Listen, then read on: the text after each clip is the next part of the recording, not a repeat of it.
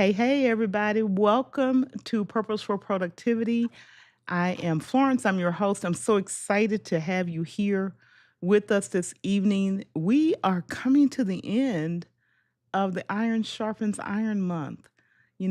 February is a special month for me because I spend this time celebrating business owners, creators, people who have supported me through this journey that I've been on, but more importantly, people who are making a difference in society, who are building great enterprises, who are sewing into other people.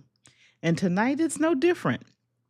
I have a guest with us who's going to tell us all about being a top tier leader, and not only because we need to know that, but because he is a top tier leader and he coaches top tier leaders.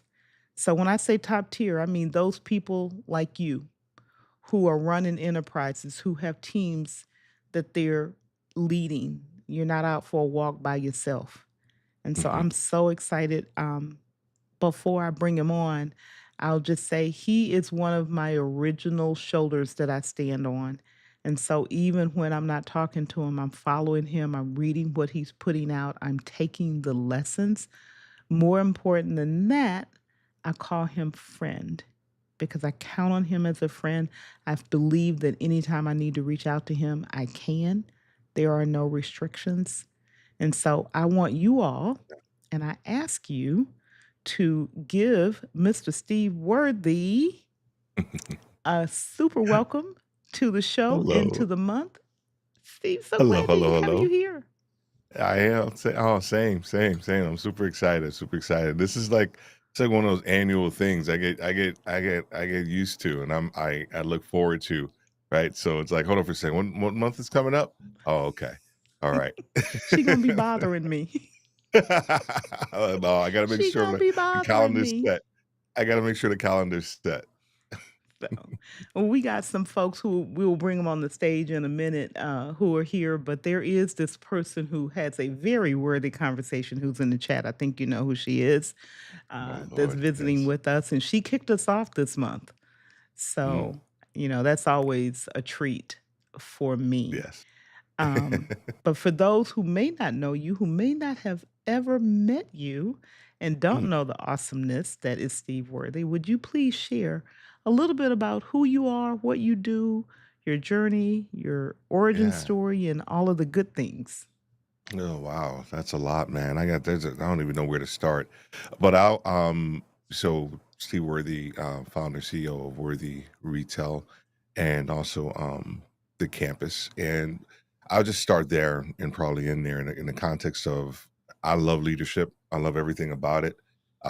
My focus when I tend to talk leadership throughout my career, 27 plus years in executive retail leadership, so I've moved into my own ventures with Worthy Retail, where it's a platform for leadership development, not just for individuals, but also for teams, store teams, corporate teams, you name it.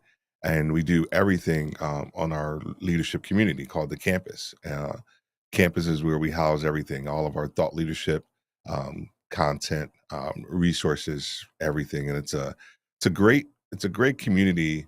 I was talking to someone the other day, and they were asking me, and said, "Well, what are the roles of the people that are in your campus? Are they senior vice presidents? Are they store managers? Are they EVPs? Whatever?" And I this speaks to I think everything I think about when it comes to leadership is we don't think about our community in the context of roles. The the ideas around the psychographic of the person of the leader. These leaders that are in the community, they're already doing the work, right? They've already, either had some measure of coaching. They've already taken the steps. They understand the investment that needs to be taken in order to grow as a leader.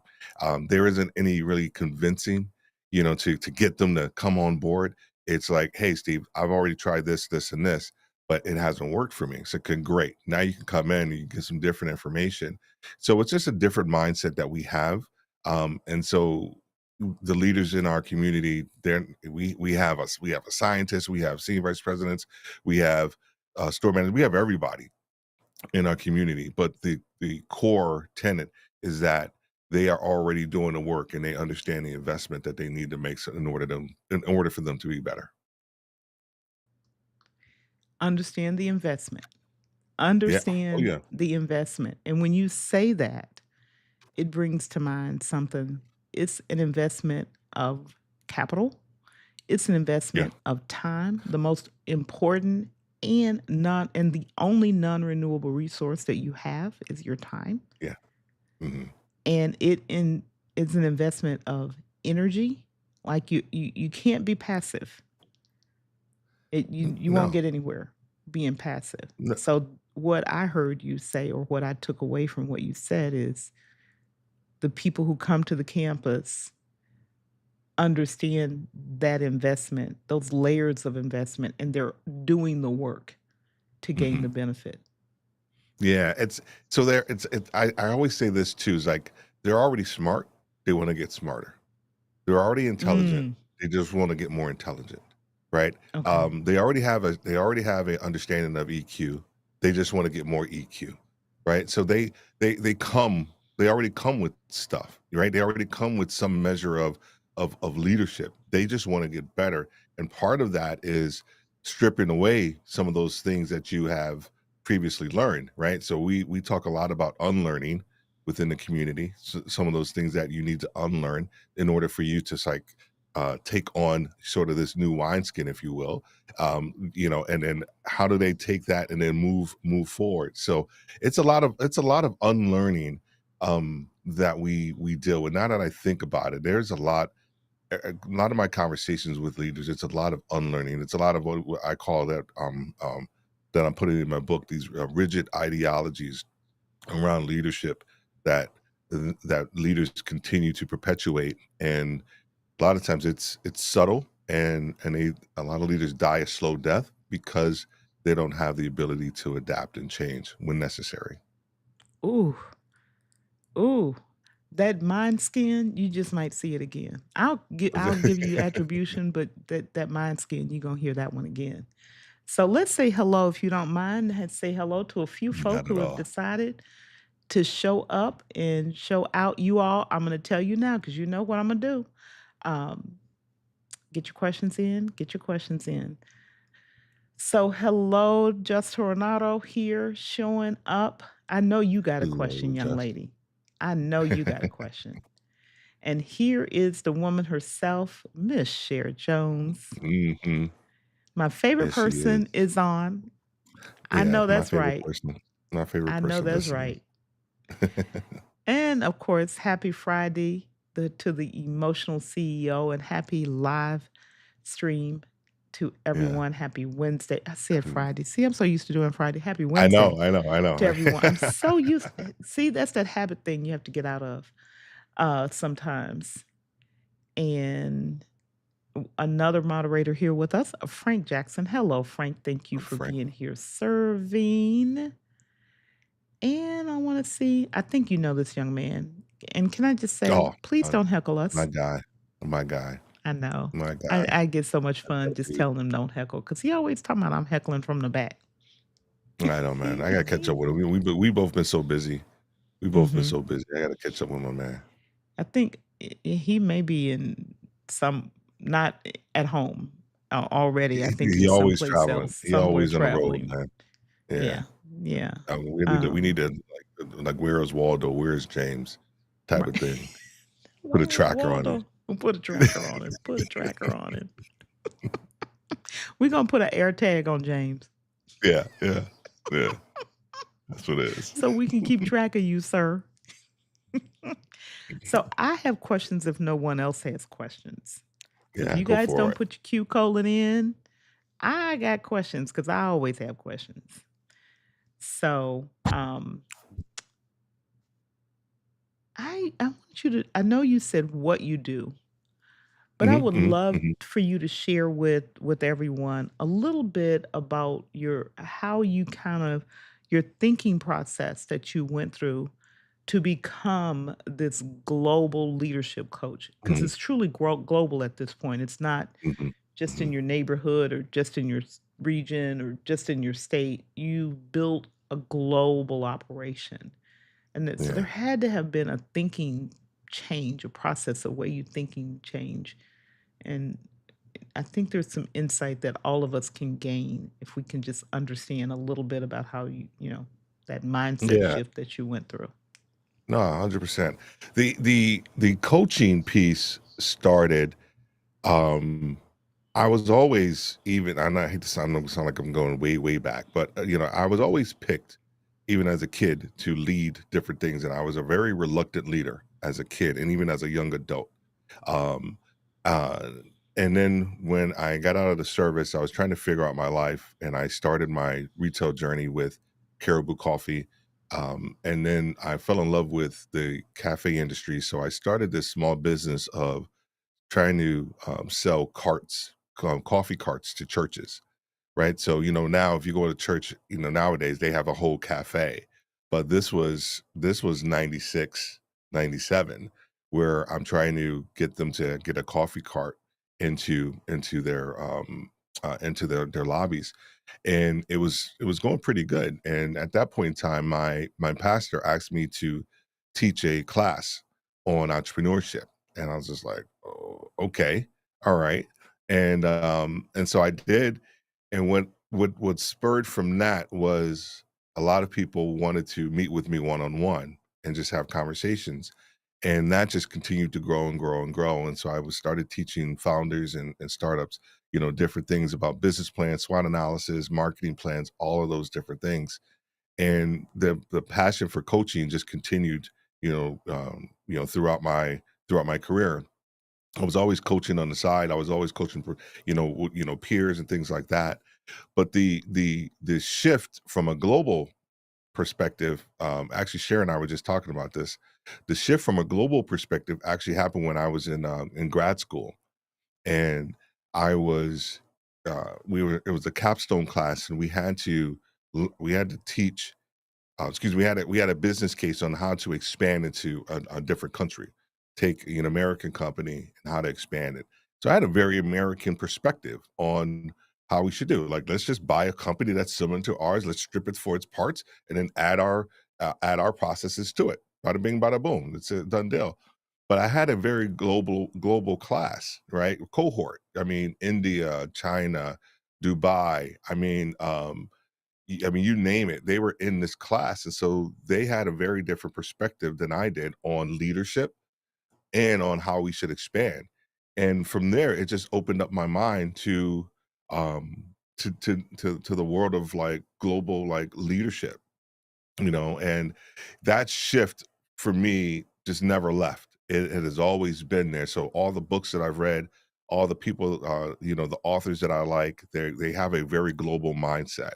And right now we have been very intentional with everything that we do with Worthy Retail, and especially the campus. We're extremely intentional on the instructors that we have, the resources that we place in there.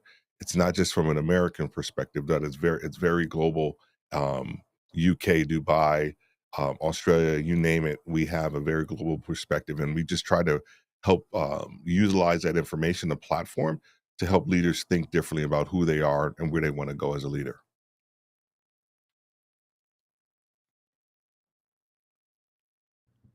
I'm multitasking over here, You trying to do more multitask. than one Okay, thing all at a right. time. Okay. Sometimes this requires that. Um, so one of the things that, or one of the populations that I'm working with is, and hey, Anania, so glad to have you, one of our moderators here serving.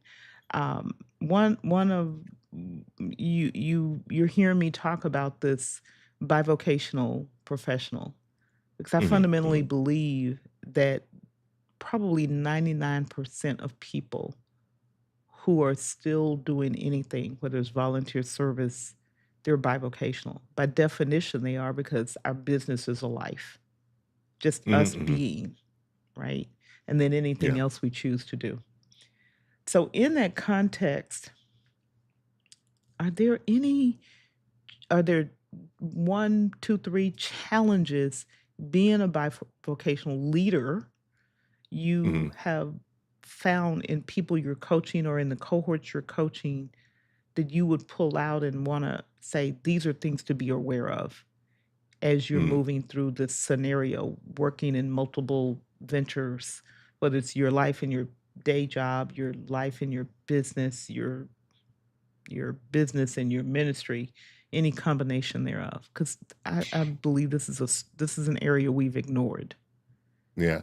So, explain to me a little bit more about the bivocational. Give me a little bit more of a So definition of that. sure. So bivocational is something that comes out of ministry, and it has always been thought of as a minister or a pastor, a faith leader, a house of worship leader who does that, but they also have Mhm. another something that they're doing Oh. for Mhm, whatever the mhm, reason mhm. may be. However, when you think about it in its purest sense, I'll use me, so I don't put it on Mhm. anyone else. I'm doing this content creation. This is one vocation. But I Yeah. also Mhm, mhm, volunteer mhm. that requires me to bring a set of skills in multiple organizations. I sit on multiple boards of directors. Those Yeah. are different organizations, different enterprises that I'm still having to be in a leadership role with. Mhm. And then on top of that, I've just got my home, my life, me, Yeah. that I've got to keep going some kind of way. That's a whole, Yeah. no, yeah, leave that alone. Mm. Um, And so so it's actually more than 2. Many of us is Mhm. 3, 4, 5, Yeah. and we often say my job, my work, but living is work. And if you're working with Mhm. other people in any capacity and leading them, then you need to be aware of what you're doing, how you're affecting Yeah. them, what skills you Yeah. need to grow up. Yeah. It's interesting. You know this as well. For a long time, well, I would say a long time, from like 2020 probably to like just 2022, maybe 23, I was doing Podcasters Live as well. Mm. I was doing Podcasters Live, then I was doing Worthy Retail. So I was doing, two different companies per se and doing two different live streams, plus doing my day job. And I remember when and it's funny, Sharon's talking to me again about like, I think your bread and butter is going to be with retail. Like, I know how much you love like the podcasting thing. I think your bread and butter is going to be in the retail. And so for me, this I'm getting to my point is that I was like, well, man, now I got to give up all of this stuff, and I got this nice studio and all this other stuff, and I got to give all of that up. But what I realized, the skill that I learned from doing all of that live streaming consistently, with Podcasters Live gave me a different level of confidence on camera, um, talking to people, on Zoom calls, you name it. But then when I started doing my all in on Worthy, my production and everything that I did was so much better than everyone else's. Right? And it was because of all of those skills that I learned in this other vocation that I didn't even think about. I was just doing it, and felt like I was pretty good at it. And that's those skills, those latent skills just came to the top when I started to do something else. So I think part of that bivocational piece is that there are going to be certain strengths. It's almost like a throttle.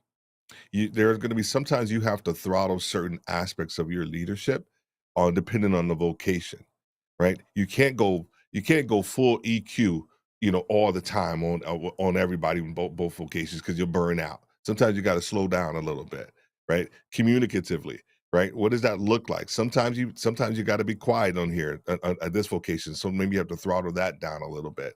So I think part of it is self awareness, understanding who you are, understanding reading the room, and then being able to throttle between those aspects of your leadership. And that's the mental gymnastics that a lot of leaders struggle with because they feel that they have to take who they are in this vocation over to this vocation.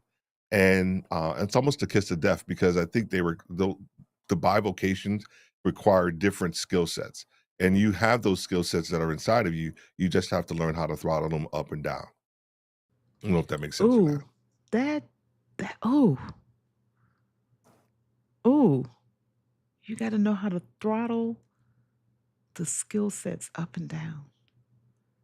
That's a whole masterclass. You just talked yourself through a master you're probably already doing it, but that's a whole masterclass. How do you throttle your leadership skills up and down in different enterprises? Mhm. How do you recognize that you need to do that? Yeah. Yeah. Yeah. Yeah. And I think part how do you Wow. recognize it is you have to understand the level of relationship you have with your team. Right? So we have a framework, the approachability, the smile approach. It's called the smile approachability framework. So the S is for self awareness, the M is for mindful listening, the I is for inspires trust, the L is for lead by example, and the E is for effective empathy. Right? So we believe every leader smiles differently. So that's why we call it the smile framework. And the main one that I really harp on is not so much just the self-awareness one, it's the actual second, it's the M, it's the mindful listening. You have to understand where you are with your people all the time, right? And that's a duality within that relationship. Just because you feel I always use John Maxwell's 5 levels of leadership too, right? So 1 is positional, 5 is, the personhood, the top aspects of leadership. So if I'm with James and I have a, level 3 relationship. That's what I feel that we have.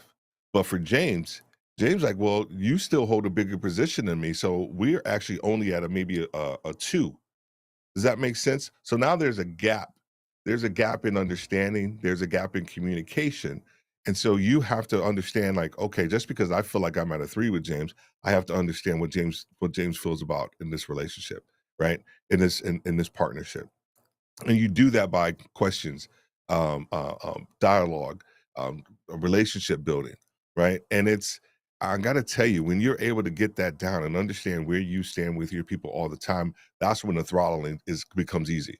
You can easily shift gears because you know exactly what this person needs over here, and then you can sort of switch and understand what this person needs, and everybody's getting satisfied in the process. Y'all, I hope you got your notepad and your pen out. Please tell me you got your notepad and your pen out. I'm going to give a little bit of information here because we've got a slightly different scenario happening this evening. The lounge is open. However, tonight you need to listen on here on YouTube to the broadcast immediately following the broadcast. And Steve, if you might don't mind, can I just go on screen and just give these instructions and give Go you a for break for a 100%. minute? Go for it. Go for it. Okay, great. Thank you. I apologize. I Don't want to don't give get him a apologize. break. If you haven't registered, you can register at the link here, but we will be in the lounge immediately after the broadcast ends. Florence is having some technical difficulties, so I'm not pushing the broadcast into the lounge right now. So please, if you're watching and you want to come in, that's great, but you'll have to listen and see by looking at YouTube. We will, however, go directly in there for the private time that we will have for questions. So thank you all for your indulgence and for your patience. Wanted to make sure I get that out there to you all. Get your questions in. We do have some questions, so when I bring Steve back, he get a drink and just breathe for a minute because I've been working him. We're going to start getting to your questions immediately. So I'm going to go ahead and bring Steve back with us, and Mhm. then we're going to go into your questions. Yeah. All right. So you're back, and now we got folks trying to ask questions. Cool, I love it.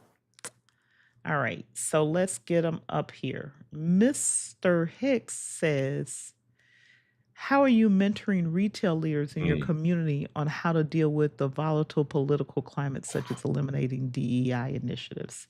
See, he Yeah, coming that's a out great swinging already. that's He not coming no, out listen to me. swinging.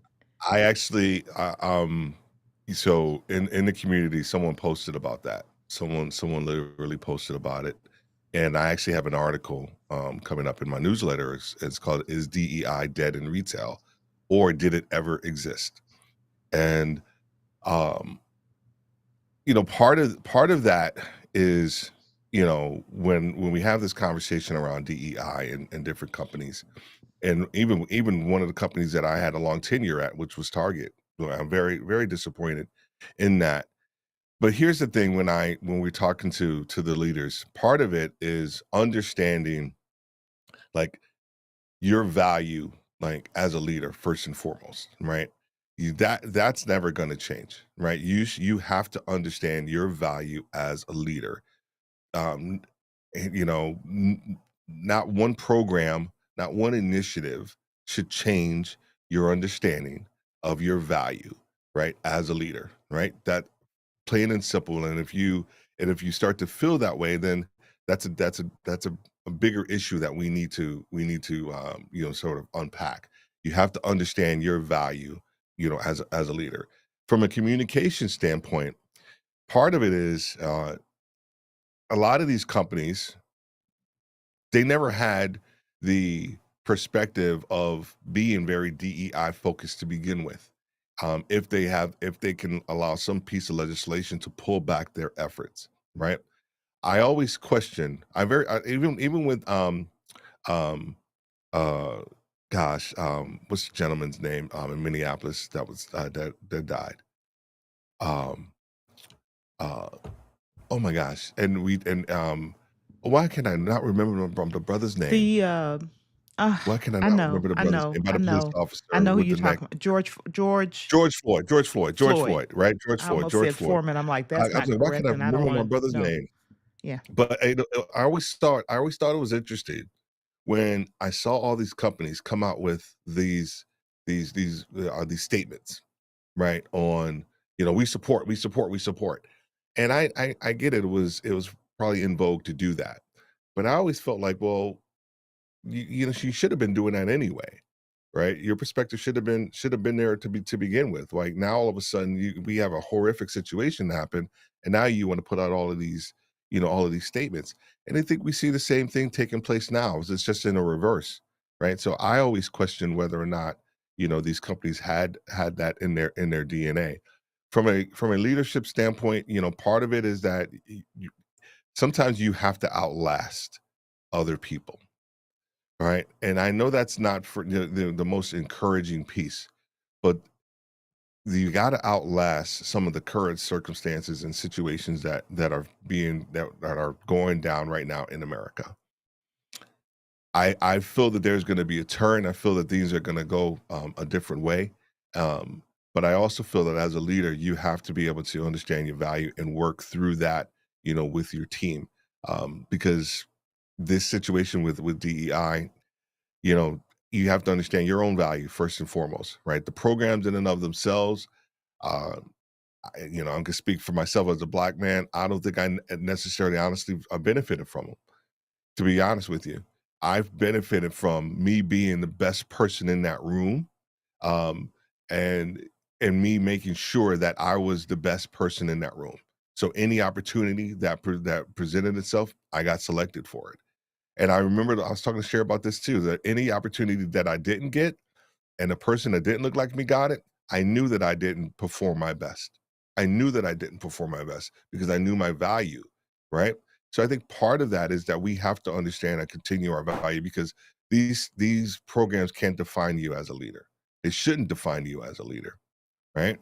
And so I don't know if that answers your question or not, James, but that's He just my did say perspective on thank you for answering his question. it. Okay. All right. So you answered it. We're going to move on to another person. Just Tornado, she actually has a couple of questions here. I know that Okay. tough conversations can make or break a leader. How do you approach them? I mean, Yeah. Yeah. tough That's a good conversations, how do you question. approach them? Yeah, difficult Ooh, conversation. You know, I'm a very sort of preemptive type of leader, meaning that uh, I give a lot of feedback all the time. And so when I was a younger leader, I would wait and have these difficult conversations, right? Because you would just allow sometimes the person to kind of just go about their ways and do different things. And when I was younger, those conversations sucked. They were just horrible, man, because I didn't know what to say. The person may have had more tenure than me, but I was their leader, all these different things. And so I sort of developed this mindset of like, how do I continue to give as much feedback as possible in a very timely way so that when it comes time to have a very difficult conversation, I'm covered. So if I'm constantly giving Florence certain feedbacks and there's uh, um, some things that I'm asking her to give me back in return, and she's dropping the ball on certain things, right? And there's just this pattern that she's been able to display. Guess what? That difficult conversation honestly becomes a lot easier for me because I've built up some foundation on which to have this conversation with Florence on.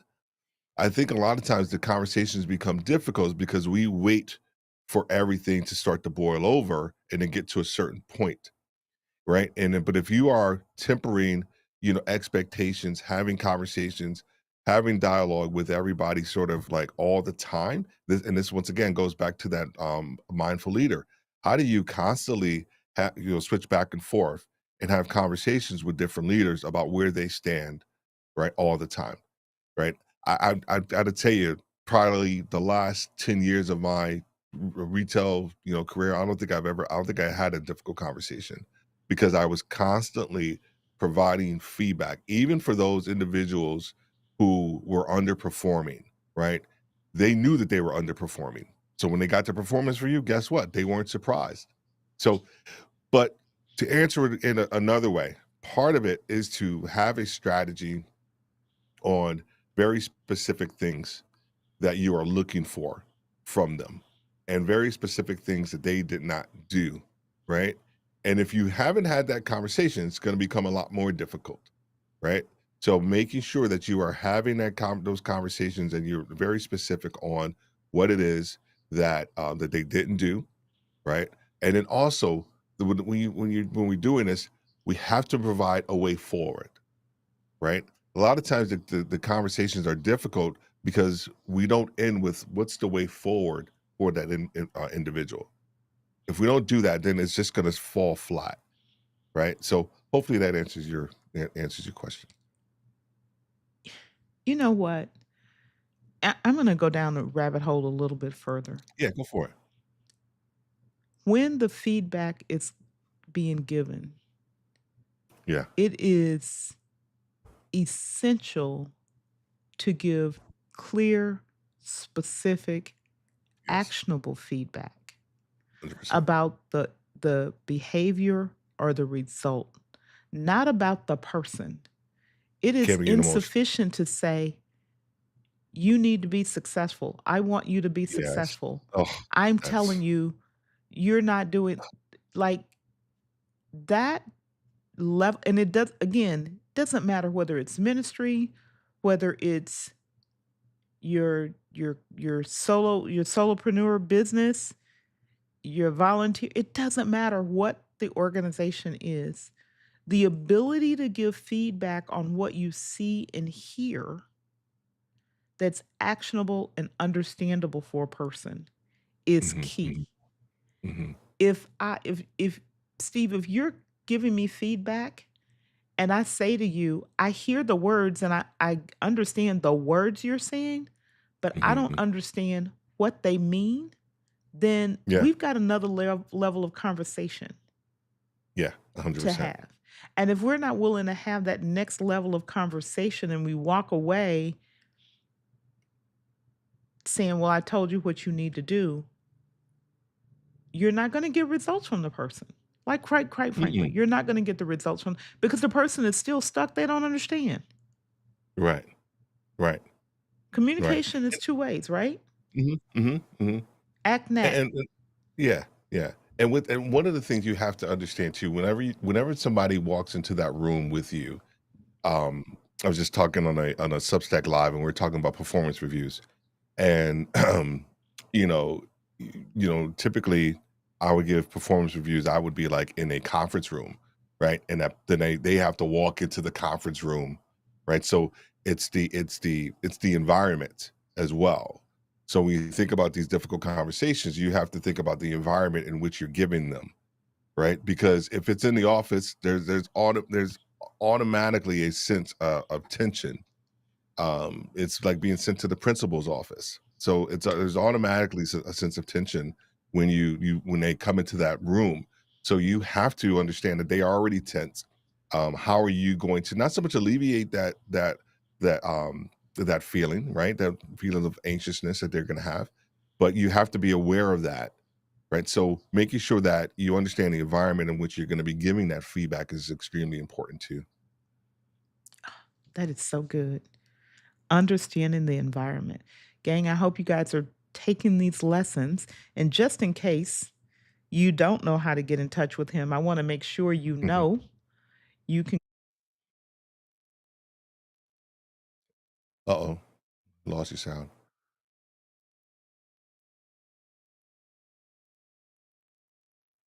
Okay, I thought I had gotten out of mute myself, but apparently I haven't. No, it's all right.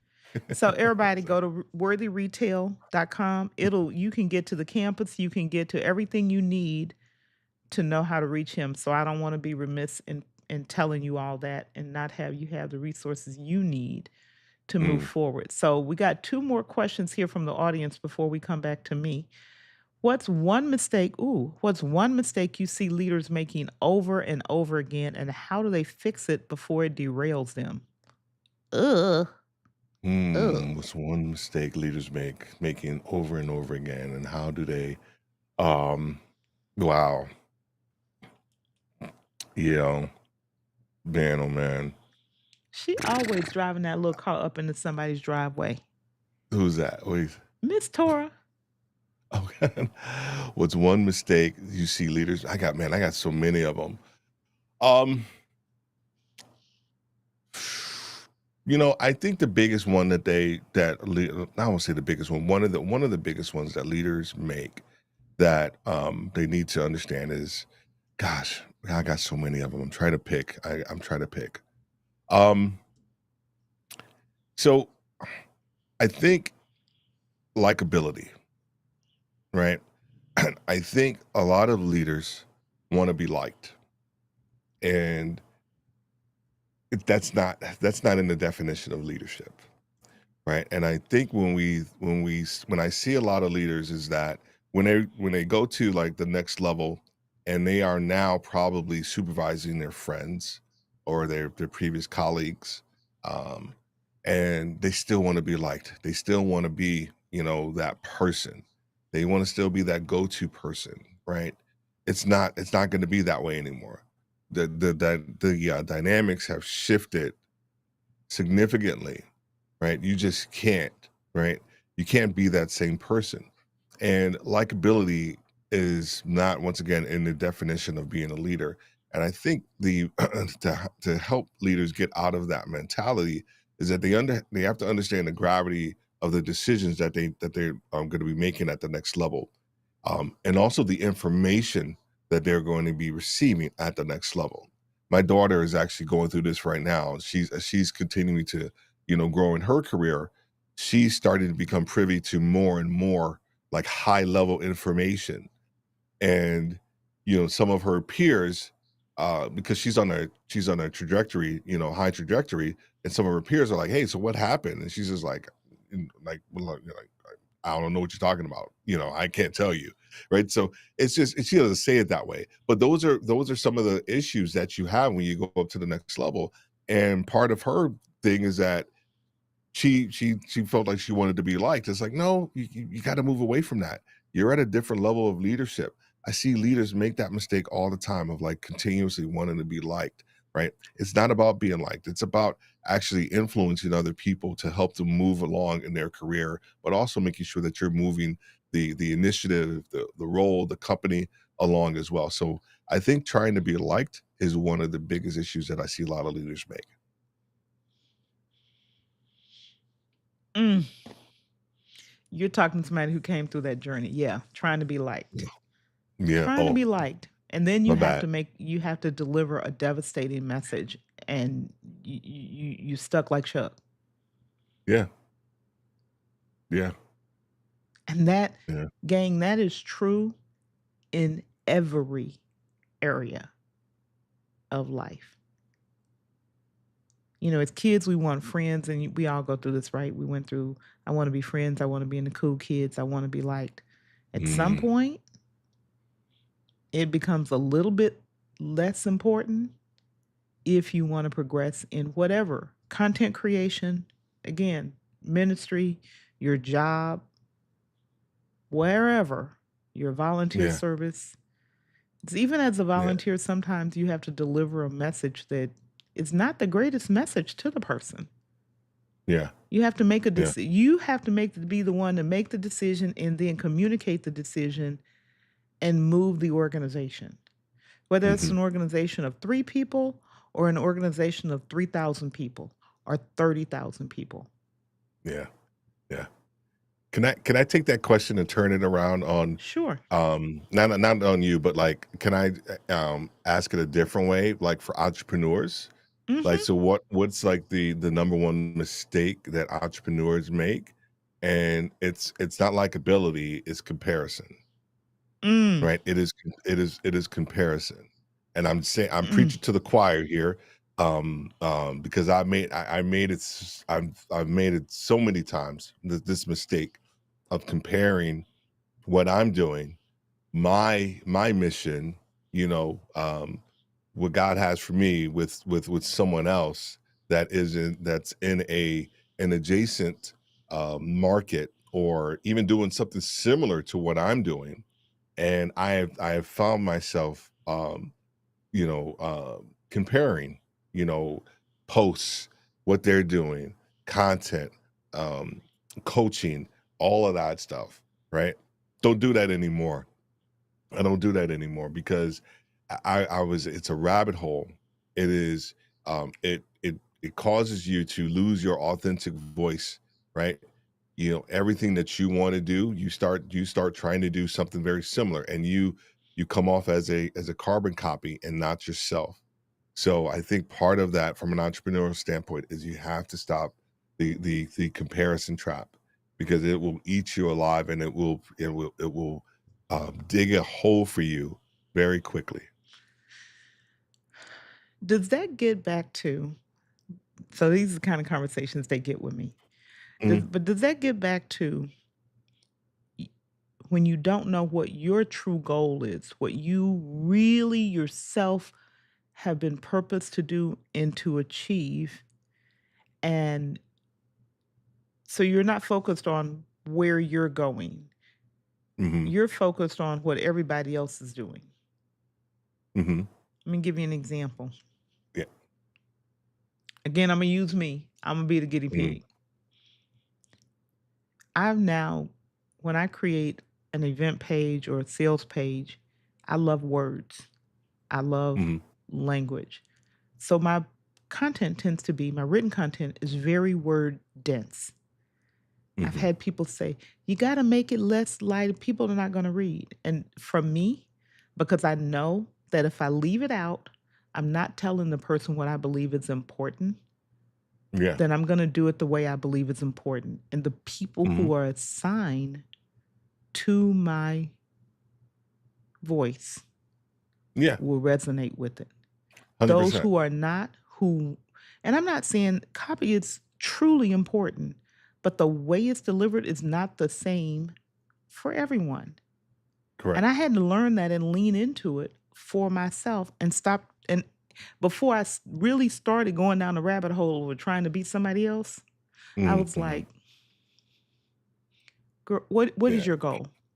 What were you mhm, assigned to do when the creator gave you this assignment, and how did he make you?" yeah, yeah, yeah. When I this was about 2 years ago.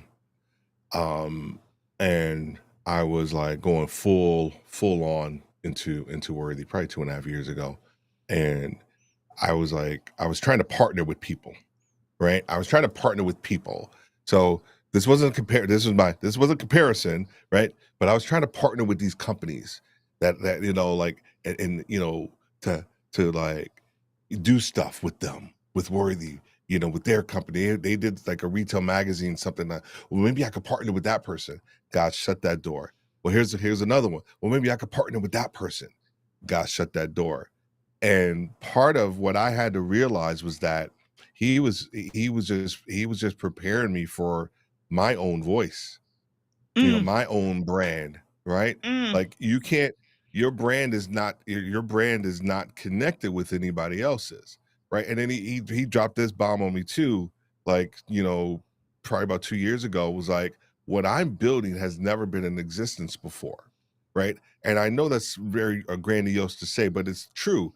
Doesn't matter if there's something similar. I have never built something like this before. You have never built something like this before. Any entrepreneur out there, they have never built something like this before because it's you. Your business and everything that you do is a byproduct of who you are. So you have never done this before. You have never this is something that is brand new that's being created, right? And so you are going to have bumps and warts and challenges and obstacles, right? Because this is brand new; it's never been done before, right? And so once I came to that realization, I was like, man, this is pretty deep. This is, I mean, God, you're pretty deep. Thank you. And he was like, well, no, How you're about welcome, that? Steve. He was God, like, you well, you're deep. welcome, Steve. Now go, yeah, now go do your thing. And I think once that triggered in me, I just kept going and and I'm gonna get it somebody else too. Like even those people that are in similar lanes, right? Because I get this all the time. I get it all the time. Is that they're constantly want to know what I'm doing.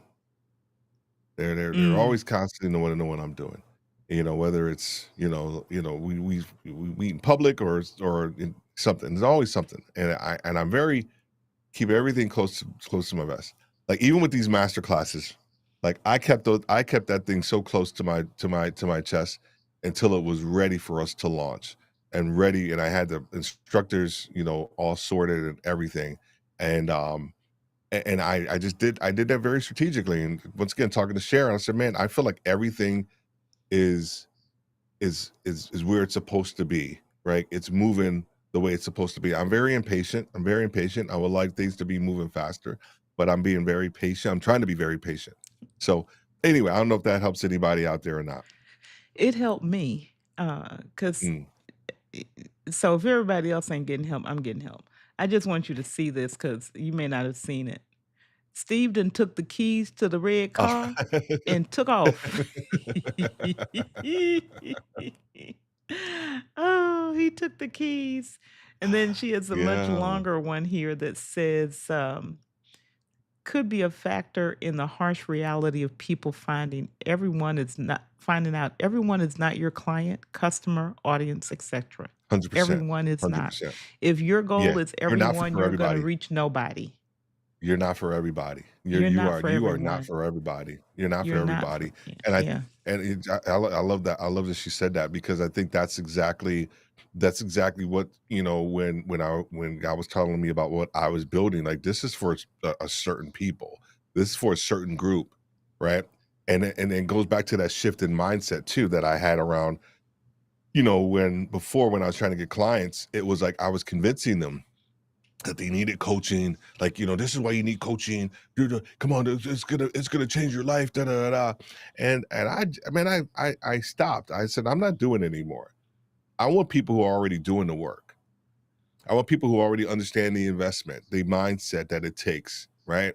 They may not have gotten it right on the first time with a coach or a training or whatever, but with me, we're gonna go a little bit deeper. And so when I made that shift, sometimes you feel like you're narrowing your audience, but man, I'm telling you right now, I'm glad that I made that shift because I don't got time to convince people, right? I want you already trying to do the work, so now I got something to work with. Oh, so true. So true. People gotta know. Now, she done wrote a whole book over here.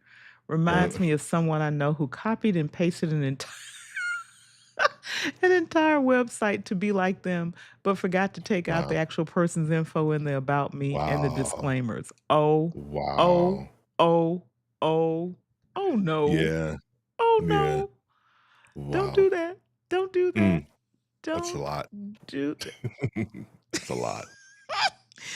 Yeah, that had to I don't even know That's what a to say lot. about that one. I'm just gonna go, mm. Okay, here we go. Next audience questions. No debate that office politics exist. Oh, How do you play the game without selling your soul? Woo. yeah. Mm, So so I am a firm believer in what I call functional mentors, right? So everybody talks about mentors, and I love mentors, and I had mentors myself, but I sort of coined this phrase probably, I don't know, maybe 12 years ago, of like functional mentors. So you need I need to, I'm use myself for this example. As I was going up the ladder with Target, I needed sort of a HR mentor. All right. I needed a operational mentor, right? Someone who was just, their operational prowess was just like above, like they were right. And I actually had the person in my market who was responsible for writing a lot of the operational processes for Target. He was in my region, so I need you to be my mentor for that. I needed a mentor for HR, human resources, right? Not my everybody within the retail space at a certain level, you get an HR partner with you. Now, while they're your partner, they weren't my mentor. I wanted the person above that, above them. So that I had an HR mentor. But the biggest one I had was a mentor for diplomacy. Like, so we start mm. talking about office politics. Who do you talk to? When do you talk to them? How do you talk to them? Right? And what to say and what not to say. Right? And it's difficult sometimes to identify those individuals, but the ones who are sort of quiet and keep to themselves, they're the most observant ones typically, and they have a lot of information that they're just longing to share.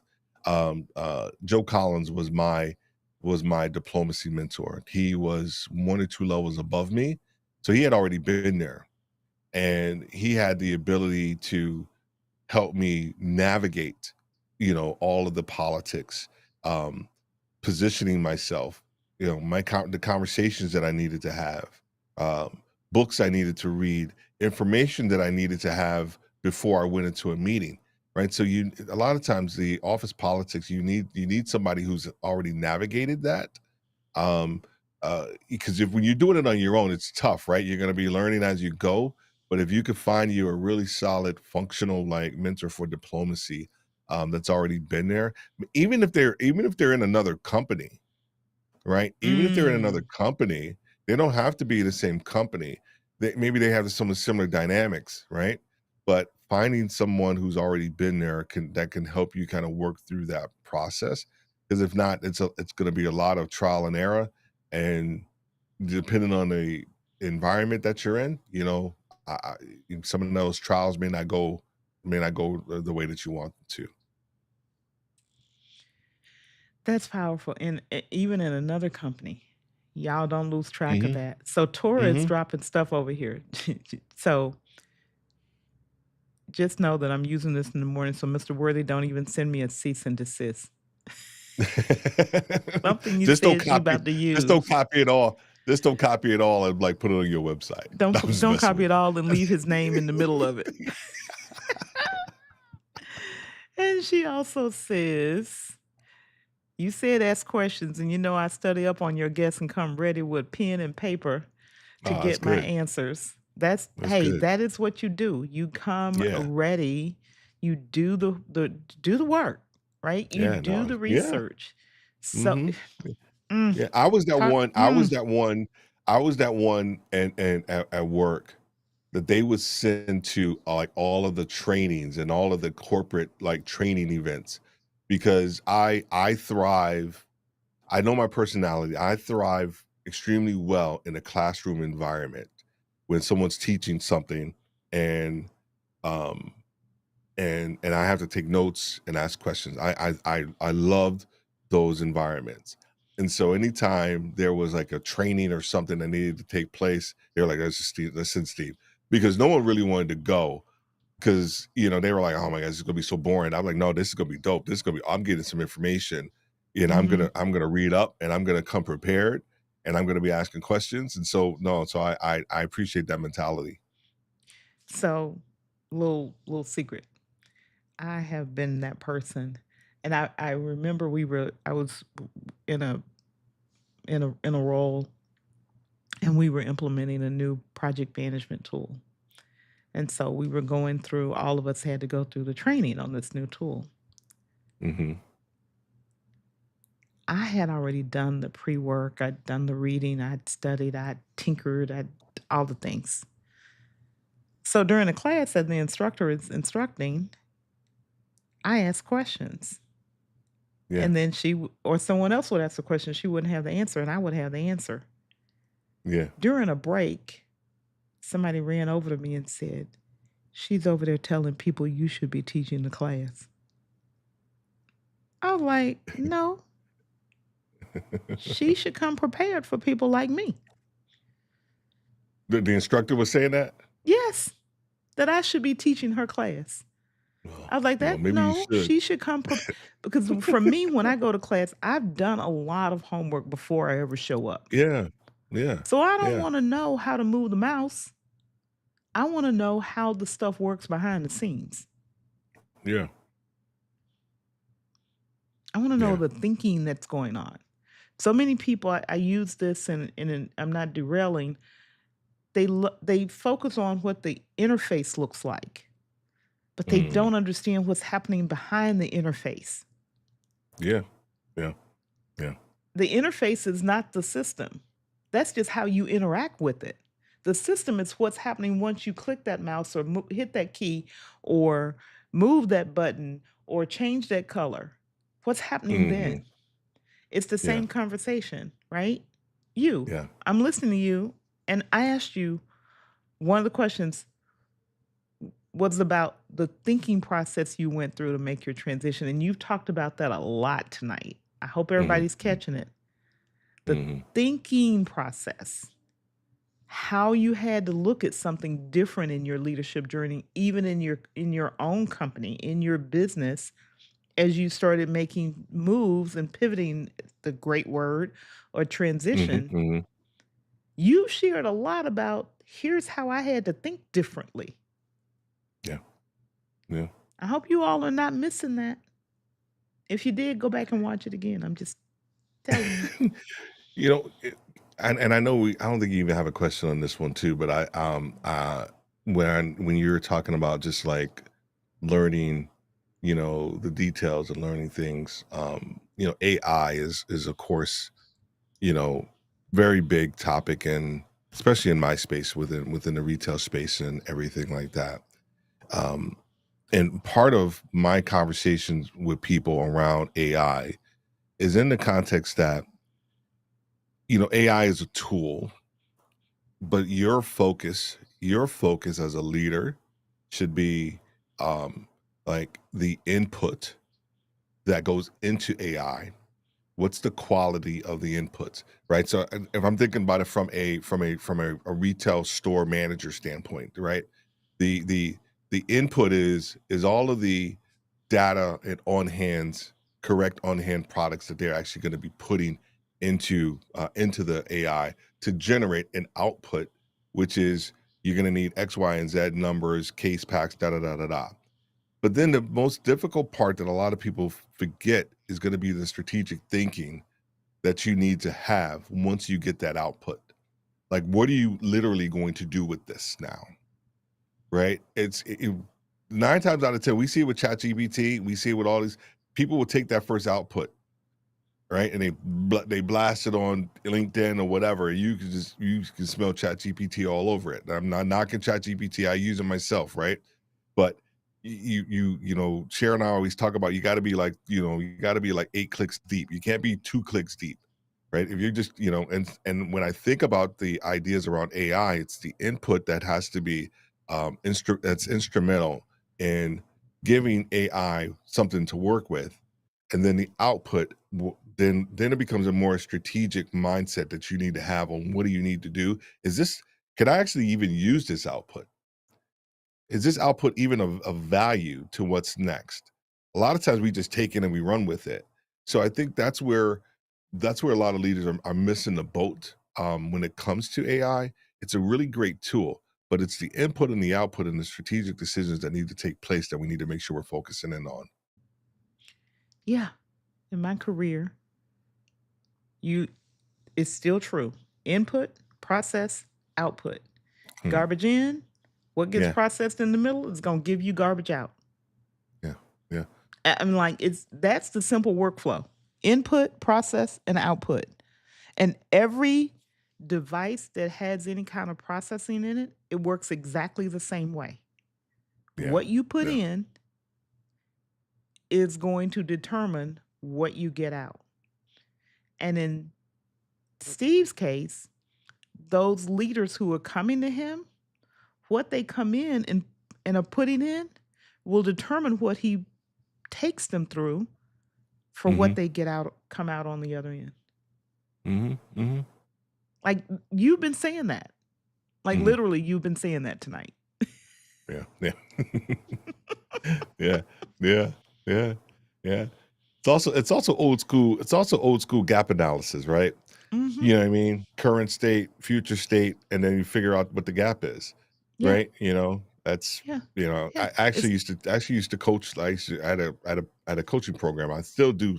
I think I still have some of that on my website too, like gap analysis, and just because it's simple. Where are you right now? it's Where are you foundational. mentally? Yeah, it's It's foundational, right? foundational, That's the right? hardest part, though. But that's the hardest part. People always wanna go to the solution, right? We get recognized for the solution, right? We get rewarded for solutions, and so you don't get rewarded when you have to, um, in the book I'm writing, we talk about one of the killer. It's called "You're Doing Too Much," and the second part of the book we talk about pillars of simplicity, and one of them is defining the problem. But you have to get through what we call the messy why, right? Because Simon Sinek has always talked about you know um, start with why, but no one does. No one does. They start with the ideal solution before they've been able to define a problem. And here's why: because the why is messy, right? When you have and your current state is messy. It's messy because when you have to think about all the decisions that you didn't make, all the conversations that you didn't have, all the opportunities that you've blown, all the decisions that you've gotten wrong in the past, right? All of that comes to mind when you start to think about foundationally, where am I, which is your why for doing whatever it is that you're doing. And we tend to shy away from that because we don't want to talk about that. We want to talk about the solution. So that's where that the simplicity of understanding where you are first and foremost is is something a lot of leaders, they need to start doing. They need to start getting around. Stop going towards the shiny object syndromes, man. Can't do that. Can't do that. Why are you in all these conversations I've been having this week? Oh, my bad. Why? She said, "Come on now, I need to know the details, know the inside details, and exactly why I stayed why she stayed in punishment from taking apart her grandma's gadget to see why the TV and radio and lamp worked.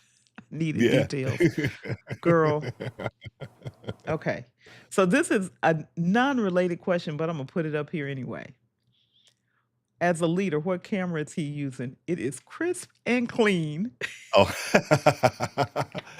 So, so this is a FX30, and I have a 16 millimeter, a Sigma 16 millimeter on there as well.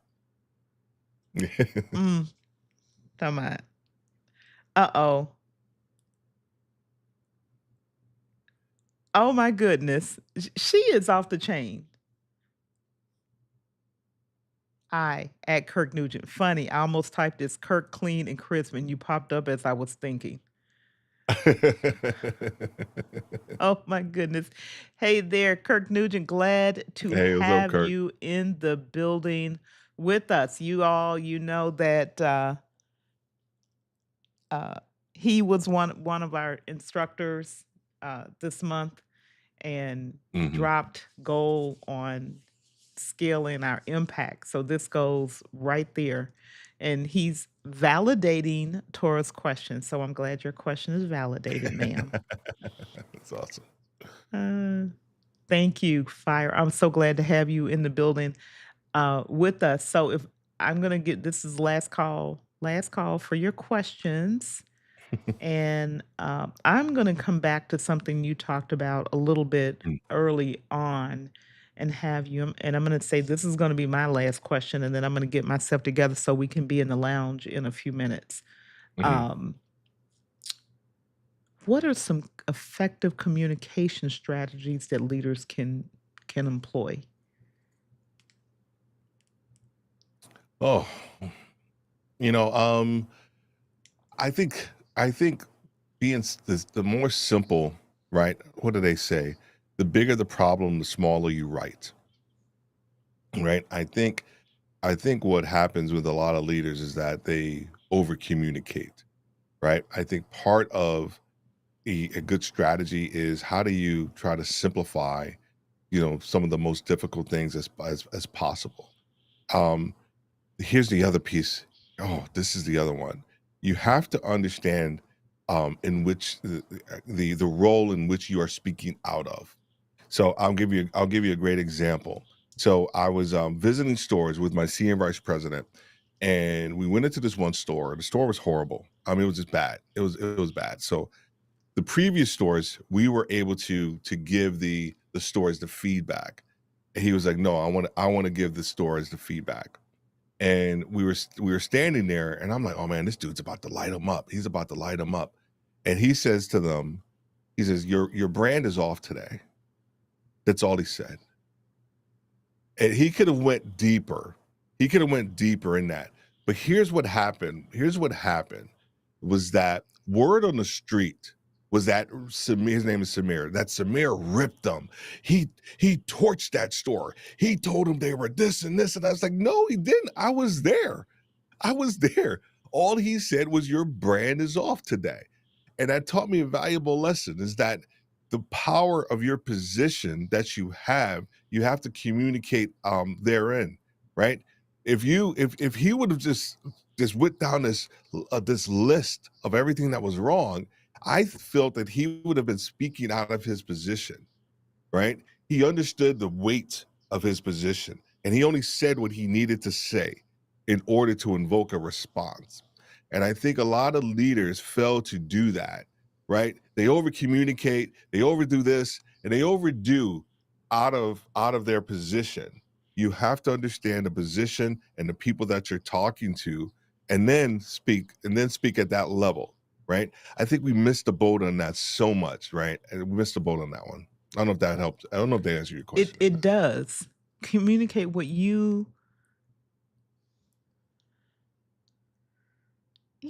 we got unruly people in this community. Communicate what you need to communicate. You must have went in Dollar General. Oh. Unruly people. Torah, he must have went in Dollar General. Uh, but that's key. Use the language to communicate that which you must Mhm. for the role you're in to the people you're communicating. Don't say more than you need to say and don't say less than you need to say. Yeah, yeah. There you go. Powerful. Powerful. Mm. So, gang, I am going to come on and then I'm going to give Mr. Worthy a few seconds because he's going to take us home, take us out of here. So, I'm going to give you your last instructions on how we're going to do this. And then I'm going to meet those who choose to come over in the lounge after he does. But, Steve, I'll be right back. I'll bring you Yep, back and then we're going to go no home. worries. Alright. So, gang, just remember we're going to be doing the lounge a little bit different. Some people call it Zoom, but come in. If you haven't registered, you can register here and you'll immediately get the link. You don't have to do anything other than register. If you are already registered, you have the link. If you have been one of our guests, you have the link. Come in. We will have a conversation. This is where you get to ask the question that's not for the public square and have that deep conversation. I do not record it. So bring your notepad and your pen. And if you're new here and you haven't subscribed, I would love to have you part of this community, subscribing and watching the content. We have one more session after tonight, and we will be finished for this time with the summit, and it has been wonderful. I am eternally grateful for all that the speakers have brought to us. And so, with that, I'm going to bring Steve Worthy back, and then we're going to go home, y'all. I'm turning this baby over to Mr. Steve Worthy. Oh, wow. Oh my goodness. Well, I think I would just want to thank everybody for being here. I really do appreciate all the questions, all the encouragement, everything as well. You know, every time I do this with Florence, it's just always a great time. And when I think about sort of the state of where we are, um, as a person who has served his country, um, and really do appreciate being an American. Um, Things are tough now, and they're probably going to get a little tougher. And I think my closing message is, um, how are you going to continue to be uh, positive? How are you going to continue to focus in on what it is that you're called to do, even in this environment? Because I think that if once we come out on the other side of things, things are going to be and feel a lot better. But you can't lose hope. You can't lose faith, right? You can't stop. Um, there are so many people that I've been talking to, leaders that they feel like giving up. They're distressed. Um, feel overworked. They feel undervalued. And all of those different things. I don't want you to feel that way. I want you to understand that this too shall pass, and you just have to continue to press forward. I don't have any super duper leadership advice, but this is just something that just kind of came to my heart as I was thinking about sort of the state of where we are, and hopefully you as a leader, understand and continue to understand your value, and live through that value that you have. That's all I got. That's all I got, Florence.